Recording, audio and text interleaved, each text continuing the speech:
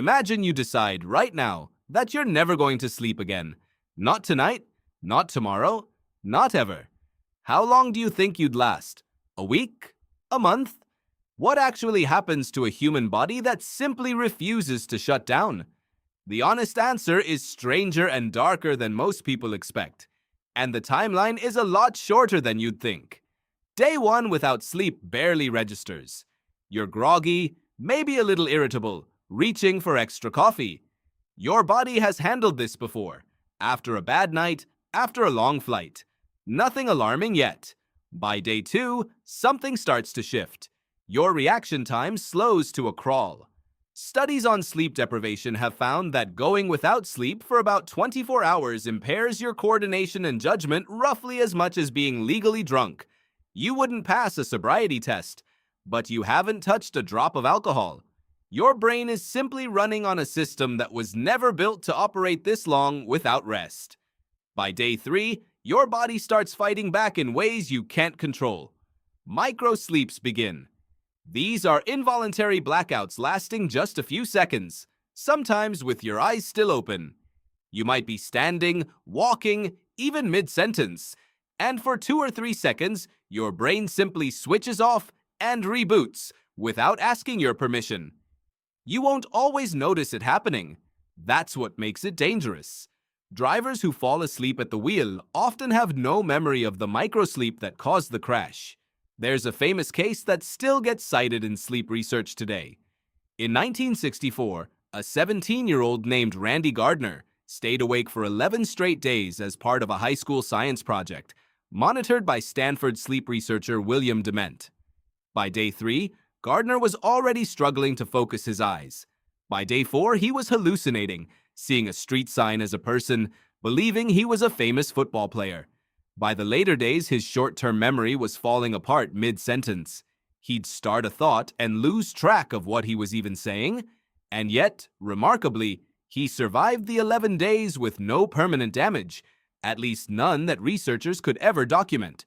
His case became the benchmark for just how far a human brain can be pushed. But Gardner's experiment also revealed something important. The human mind under total sleep deprivation doesn't fail quietly. It fails loudly, publicly, and often in front of other people, long before the body itself gives out. By day 5 and 6, if someone were to push even further than Gardner did, the paranoia tends to deepen into something closer to a temporary psychotic break. Researchers who've studied extended sleep deprivation describe subjects becoming suspicious of people around them, misinterpreting ordinary comments as threats, and losing the ability to tell where their own thoughts end and the outside world begins. Blood pressure climbs. Cortisol, the body's primary stress hormone, stays elevated far longer than it should, keeping the body locked in a low-grade fight-or-flight state around the clock. Your hands may start to tremble. Your body temperature can drop slightly because the systems that normally regulate it are themselves waiting on sleep to recalibrate. So why does this happen? What is sleep actually doing that makes its absence so catastrophic? Sleep isn't downtime. It's maintenance. While you're unconscious, your brain runs what researchers call the glymphatic system, essentially a cleaning cycle that flushes out metabolic waste, including a protein called beta-amyloid, the same protein linked to Alzheimer's disease. Neuroscientist Mike Nedergaard, who helped discover this system, found that it becomes dramatically more active during sleep, clearing toxic buildup from the brain almost like a nightly power wash. The brain's own cells actually shrink slightly during deep sleep, widening the channels this fluid flows through, almost as if the whole structure is opening up specifically to let the cleaning crew through. Skip sleep, and that waste starts piling up. Skip it for long enough, and you're not just tired. You're accumulating the exact kind of cellular debris associated with long-term cognitive decline. Meanwhile, your immune system is quietly falling apart. Sleep is when your body produces cytokines, proteins that fight off infection and inflammation. Go without sleep and cytokine production drops. That's why people who are chronically sleep-deprived get sick more often, and why simply pulling an all-nighter can leave you catching a cold within days. Researchers who've tracked sleep-restricted volunteers exposed deliberately to a common cold virus found that those sleeping under 7 hours a night were roughly 3 times more likely to actually develop symptoms than those sleeping 8 hours or more. Your body isn't being dramatic. It's telling the truth. It cannot defend itself the way it's supposed to without rest. Let's say, hypothetically, you kept going. Not 11 days, but weeks. This is where the story gets genuinely disturbing, and where most of what we know comes not from voluntary experiments, but from a rare and devastating genetic disease called Fatal Familial Insomnia. It's exactly what it sounds like. A misfolded protein called a prion attacks the thalamus, the part of the brain responsible for regulating sleep, and patients simply lose the ability to sleep at all. Not difficulty sleeping. A complete and permanent shutdown of the process. The disease was first documented and studied in detail through the work of Italian researchers, including neurologist Elio Lugaresi, who tracked patients through the stages of progressive insomnia. In the early months, patients experience panic attacks, paranoia, and phobias that seem to come from nowhere. Then comes hallucination, alongside a strange, rapid weight loss despite eating normally. Their pupils shrink to pinpoints. Their bodies sweat excessively, as if the internal thermostat has lost all sense of calibration. Eventually, the body enters a state doctors call agrypnia excitata, a waking dream state where a person is neither fully asleep nor fully conscious, trapped somewhere in between for hours at a time, acting out fragments of dreams while technically awake. Within roughly 7 to 18 months of onset, the disease is fatal. There is currently no cure and no known way to force the brain back into a normal sleep cycle once the thalamus has been damaged this severely. To be clear, that isn't what happens if you simply pull a few all-nighters. Fatal familial insomnia is an extraordinarily rare genetic disorder, not a preview of ordinary sleep deprivation. But it does something valuable for science. It shows, in the most extreme case imaginable, exactly what sleep was protecting you from the whole time. The hallucinations, the body's slow unraveling, the eventual total systems failure.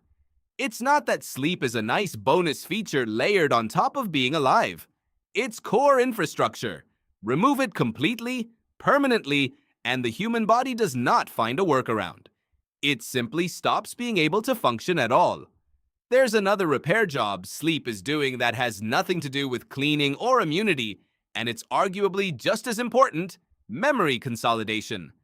Every single day you take in far more information than you consciously register, and it's sleep, specifically the deep, slow-wave stages, that decides which of those experiences get converted into long-term memory and which get discarded entirely. Sleep researcher Matthew Walker has spent decades studying this process, and his work suggests that without adequate sleep, your brain essentially fails to hit save on the day you just lived. You can study all night before an exam, but if you don't sleep afterward, a meaningful percentage of what you crammed simply never gets transferred into memory you can actually use. The sleep isn't a pause between 2 productive days. It's the step that makes the previous day count at all. And it isn't only your brain doing repair work. While you sleep, your pituitary gland releases the majority of your daily growth hormone, the molecule responsible for repairing muscle tissue, healing minor injuries, and rebuilding cells throughout your body. Athletes who cut their sleep short don't just feel groggy, they measurably recover slower, because the window their body relies on for physical repair simply never opens. Here's what's strange about all of this. For decades, scientists actually struggled to explain why sleep exists in the first place, because on the surface, it looks like an evolutionary disaster. For roughly a third of your life, you are blind, deaf to most of your surroundings, and completely unable to run from a predator. Every species that sleeps is choosing, every single day, to become vulnerable on purpose. That should have been selected out of existence millions of years ago.